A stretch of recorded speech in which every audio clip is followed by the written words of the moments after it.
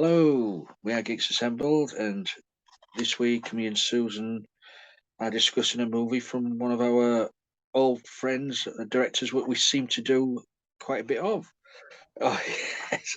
We were talking to Terry Gilliam, of course, and this time we are talking a movie from 1988, which had its ups and downs. I think every Terry Gilliam movie has its ups and downs, of course. But this one is The Adventures of Baron Munchausen. Oh, that's a cool cover, Susan. Never seen that cover. Man, that one. Yep. Very, the covers, even both covers are very similar Monty Python style. Yes, that is very much like the pen and ink. Yeah. Um, a tale of a old baron who is a teller of tall tales, shall we say, and takes a Big or a liver of a big life. yes, well, who knows? Um, yeah, and he a little girl, is it Sally? Sally goes with him on this adventure to save her city, Mhm. um, and it's all the people they meet along the way. Yeah. So let's go over to Susan for her opening thoughts on the Adventures of Baron Munchausen. Well, there's this thing called Munchausen's disease, and it's actually a mental illness, and it's Ooh. when you tend to over dramatize what you're going through, and I mean making enemies and stuff much more serious than is usual, and so it has had an effect on the real world. This story, and this is very similar, or it's actually like a movie made in the 30s called Baron Munchausen, The Adventures of Baron Munchausen. But anyway, this one's starring a guy named John Neville and Eric Idle. And Sally was played by Sarah Polley. And this was her first thing that she was ever in. She's been in a million things after that.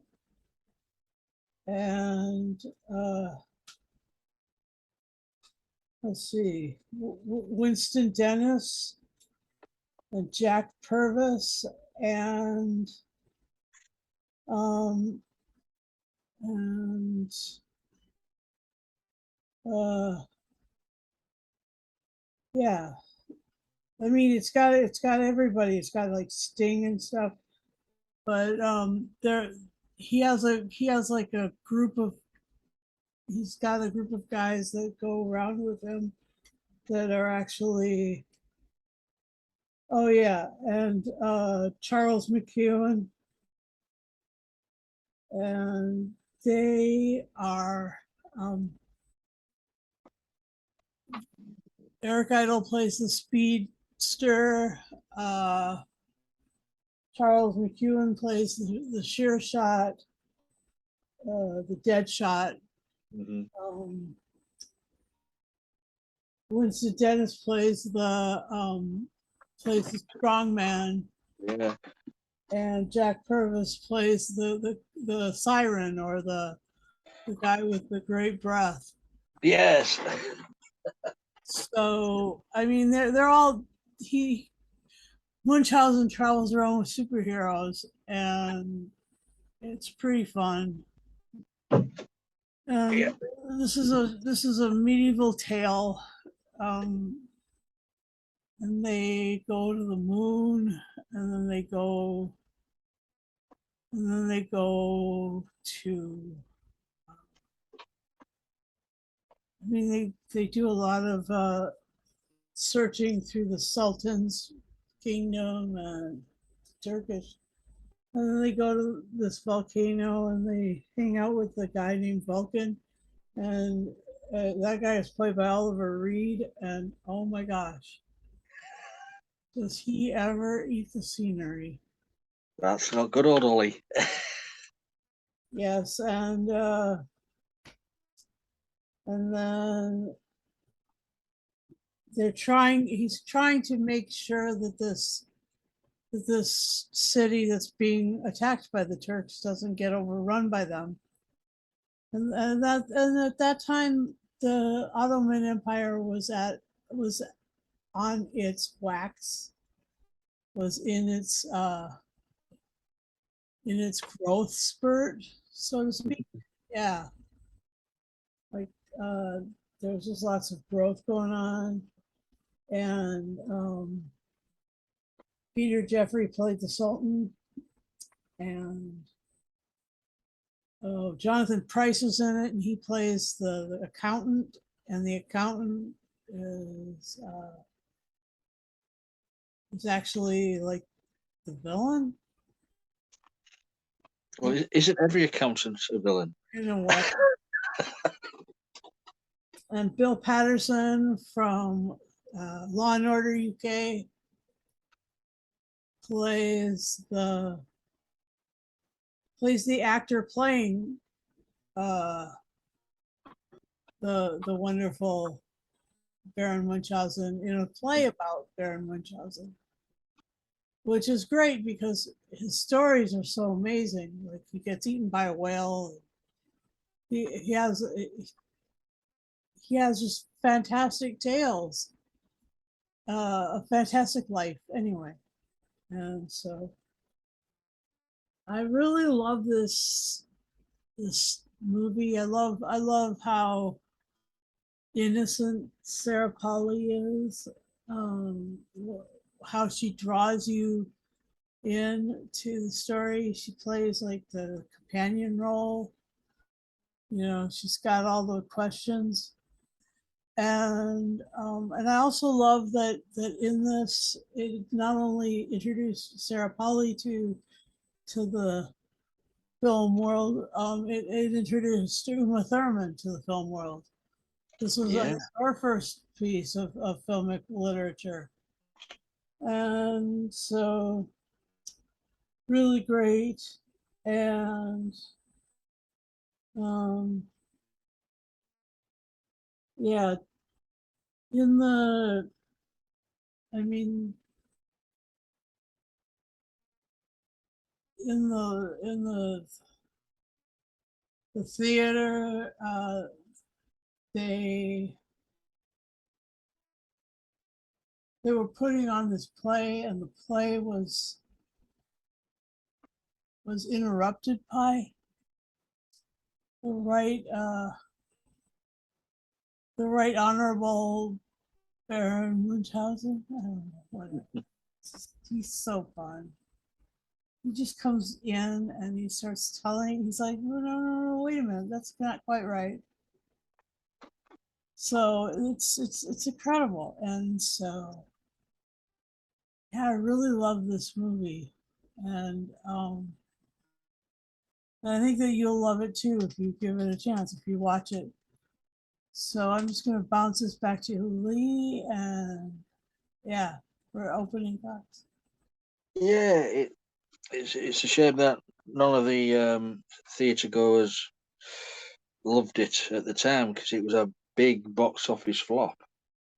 And when you think about it, Terry Gilliam movies don't really make that much money. No, still wasn't No, big, and Jabberwocky wasn't that big. So just I know that I know what you're saying. yeah, it always seemed to not do as good as expected. But saying that, he did do The Fisher King. And the Fisher King and Yeah. the fish. Yeah. So it swings and roundabouts with Terry Gilliam movies. Yeah, a great cast. John Neville, who mainly was, because he's no longer with us, was mainly a theatre actor. Occasionally appeared on TV in the UK back in the early 70s and 80s. Then moved to Canada, I think it was, in his later life. Yeah, appeared in several American TV shows. Um, but ideally cast as Baron Munchausen. Yes. Yeah. So then you've got Eric Idle. What can you say about Eric Idle? He's just Genius. every time, every time he's on screen, you know you're in for a treat with Eric Idle. For Sarah Polly as Sally Salt, for a young girl to have this role, she did really well on this. Yeah. Who else did we have? So you've mentioned Jonathan Pryce, Bill Patterson, Uma Thurman, but one of the main ones you haven't mentioned is Robin Williams. Oh, it was the King of the Moon. Yeah. It's the King of the Moon, but it's not credited in the movie. I know. What did they called him? They called him something else. What the hell? They called him. Yeah, he's not even in the credits or anything, or even. Wait a minute. He is in the credits. I heard this on the commentary this morning. It was Ray Di Tutto. Di Tutto, meaning the king of everything. Mm-hmm. But so even in the advertisements or the promotion for this movie, no Robin Williams whatsoever. That's right. That's because of Robin Williams' agents. Oh. I've just got it here. I've just seen it. Terry Gilliam said the deal was that we couldn't use his name because his agent said we don't want you pimping his ass for your film. How far up their own asses was there then? Jesus, that's so fucked up. Yeah. Oh, fucking A. Oh my God. Really? I mean that's what Terry Gilliam stated. He didn't get that far into it on the commentary. He just said that it was something to do with the timing of revealing that he was in it. But but with his performance as the King of the Moon, that's just you were wondering how much of that was ad-libbed. Yep. Robin Williams, I think most of it was. Must have been, yeah. And then there was that other guy who was in that band, that one band, Police. That guy, I think his name. Yeah, yeah, that little known person. Oh, yeah, he was in that other movie Dune a while ago. Yeah, he was, wasn't he? Yeah, Sting, I think his name is. A very small cameo. Very small, yeah. It was really long. Yeah, but for me, this movie is a great, fantastical journey. But the sets, the costumes, and it's not like Terry Gilliam to cut corners when it comes to doing his sets and costumes and budgets. He always blows the budget, just Terry Gilliam. Yeah, he and does. he went all out on this one. Yep. Making the little the sideshow little theatre where all the troupe was, and then you've got the fantastical beast what swallowed them, and it's just a great story. I mean that with the beast, and then you're inside the beast with all them ships. Yes. So straight from the mind of, well, this is based on is it a German novel or a Russian novel? I can't remember which one. And then there's and then there's the bit where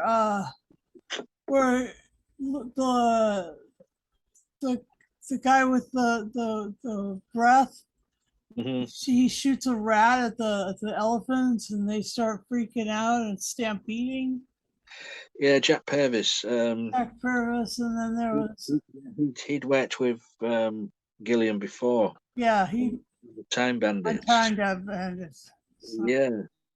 But as you say, and Jonathan Pryce had worked with Gilliam on Brazil. Brazil. So I think he likes to stick with the people he knows, doesn't he? Yeah, he does, and he really makes, you know, he makes movies with these people who are quite good comedically. I mean, they have to have such expertise at that, and Jack Yeah, Purvis does. Jack Purvis, that his. I mean, he drew you in those scenes where he's like, pushing people around with his breath and blowing all the Turks all over. yes, that was awesome. And then there was I mean, the sets were really amazing. Like you said, there was that one set of that city that instead of the people moving around the city, the actual buildings move. Yeah, And they're two-dimensional buildings. It's not a three, so they can move kind of in the space. And that's how they trapped the Baron. I mean, like it was just amazing. Like the sets were super amazing. Like there's some that were really gorgeous exterior shots where they were very naturalistic, and then there was some that were like um really pretty really pretty lovely other like shots of the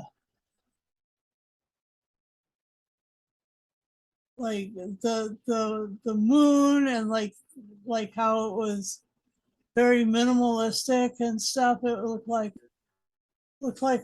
oh just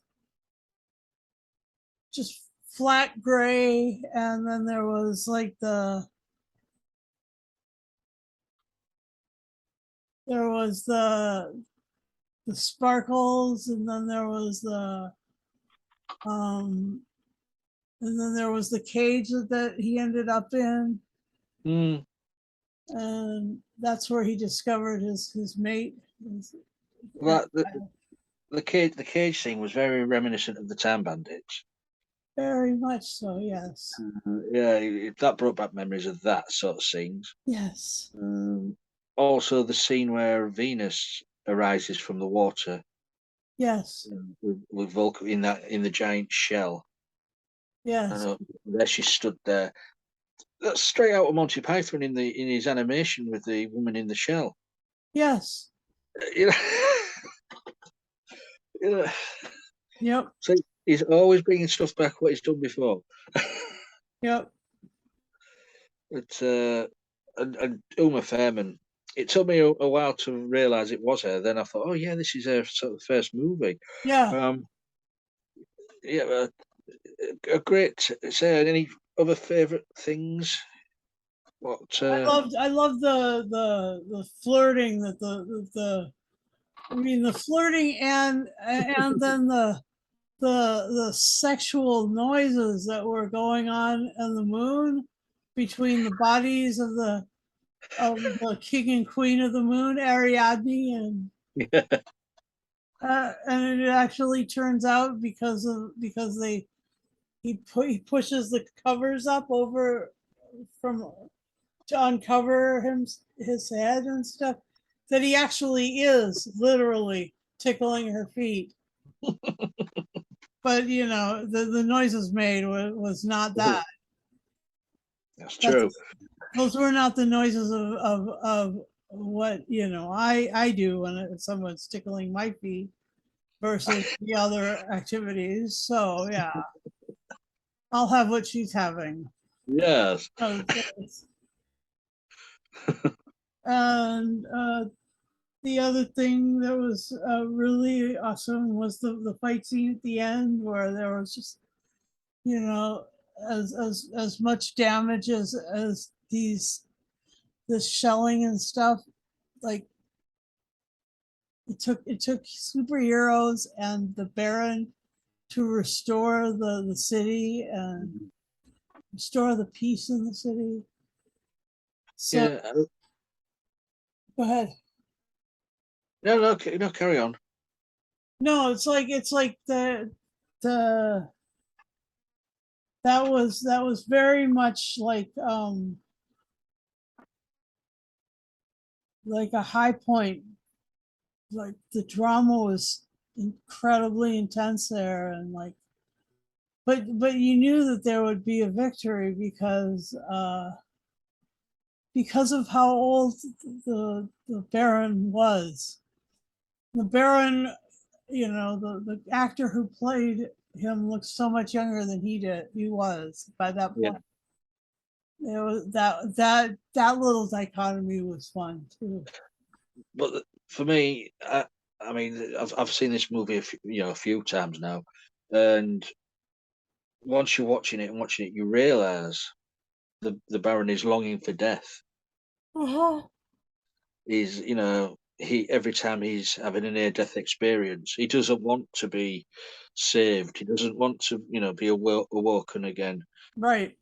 because of the angel of death keeps appearing to him and Oh coming for that's him. yeah, that's true. Um, You know that voice would have been voiced by Christopher Lee. You know, True, by but all rights, it should have been anyway. should have been, yeah, yeah. Maybe he blew the budget and couldn't afford Christopher Lee. Um, Right? uh, for me, I mean, the Oliver Reed playing Vulcan in his York, I think it must have been a Yorkshire accent, Yes. um, having tea in those little tiny cups, Yes. and then absolutely losing it big style when Venus is literally dancing the Baron into the air. Yeah. That scene is amazing, where they're just going round and round dancing, which rejuvenates the Baron, makes him younger, and he's in a state of bliss. Yeah, that Um, was really awesome. yeah, amazing, amazing piece of film that. And Um, the other thing that's really cool is that as this launched Sarah Polly's career, she doesn't act anymore. She stopped acting about 15, 12, 10 to 15 years ago, and she mhm. just directs now. She's just a director and a producer. Well, sometimes that people do go off and do other things, don't they? Yeah. But a strong character for a young girl of that age, Yes. Yes. to be acting in alongside these. I mean, to be Giants of the stage and screen. just to share the screen with Oliver Reed, it must have been very daunting. I know. I know. Wow. Um, they say you've got Peter Jeffrey as the Sultan, a very well-known British actor over here in the UK of cult TV. Um, he's been in many TV shows like The Avengers, Doctor Who, um, stuff like that. I mean, he played one of the all-time greatest villains in Doctor Who back in the 70s, Count Grendel. Oh Um, yeah. yeah, so he's no longer with us, of course, which most of these actors aren't now. Say John Neville's no longer with us, Oliver Reed, Jack Purvis is no longer with us. So Yeah. it's passing of time. But one scene for me, just made me giggle, was when the Baron turns to the women and says, "Ladies,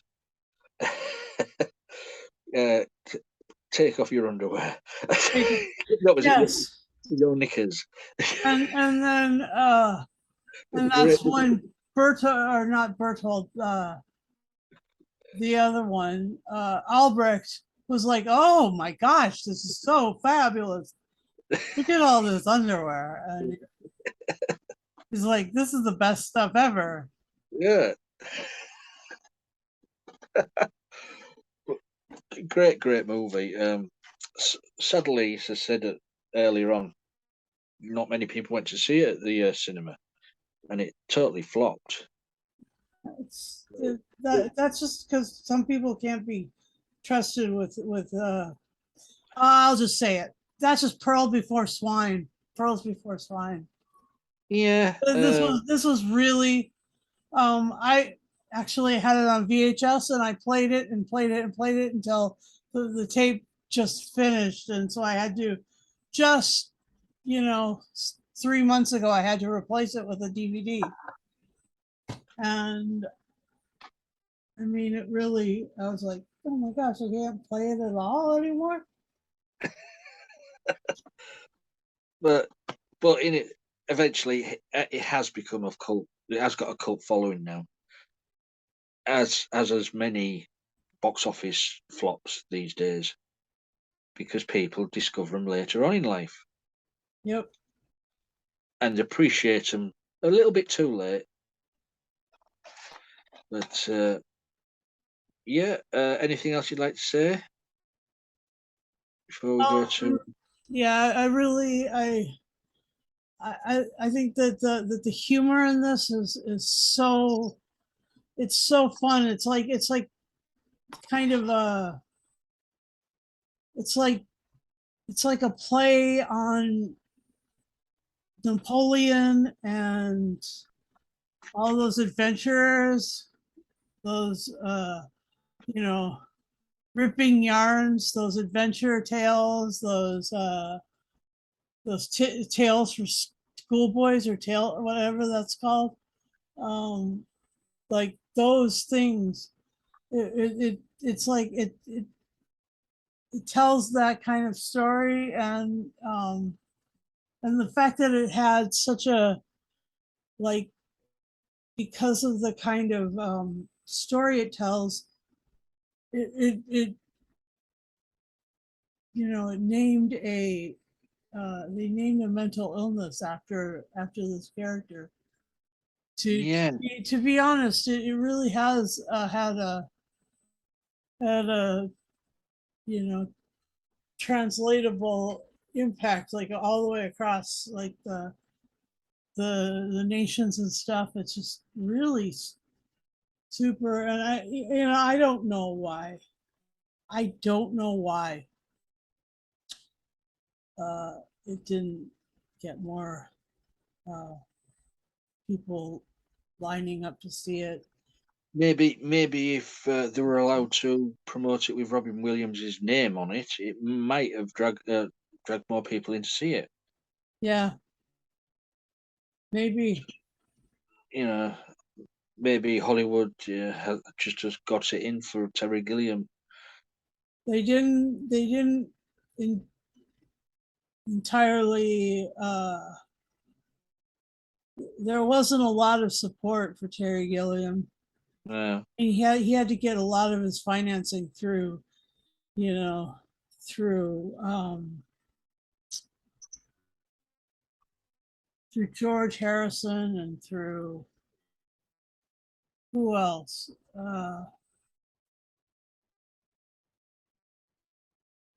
Can't remember who else, but yeah, he didn't get his films just pushed out there so much. He just But the strange thing is, as I was just reading here now, that it cost, the budget was nearly $47 million. yeah. It only took about $8 million at the box office. That is a big loss. Mm-hmm. But it got positive reviews. Yeah, well, it's a fabulous movie. Critics loved it. It got nominated for 4 Academy Awards nominations. Yeah, So how does that happen? you don't know. Who knows? Who knows? Um, I've just remembered a scene there where they're on the moon, climbing off the moon using Oh, the the the, hair, cord. the Queen's hair as they was climbing off the moon. Yes. They run out of the hair, enough hair, but the Baron said, "No, here, you tie this down to the bottom." Where did you get that from? I cut it off from the top. Whoa! And like those beautiful, like the constellations swimming and the arc and the Yeah, they're just oh, swirling and moving around. that was Amazing. brilliant. So Yeah, anything, the moon sets were brilliant. yeah. To me, I mean, okay, it was set back in the past, but for me, this hasn't dated at all. This, you can still watch this now and think it's a modern day movie. Yes, yes, absolutely, 100%. It hasn't dated. Nothing's dated in this. Right. Okay, it's set in the Just the only thing that would date it was the fact that the actors who play the characters aren't with us any longer. But that I mean, the effects are good, the sound is good, the direction, the decisions that they make are current. Yes, yes, Lee, quite right, quite right.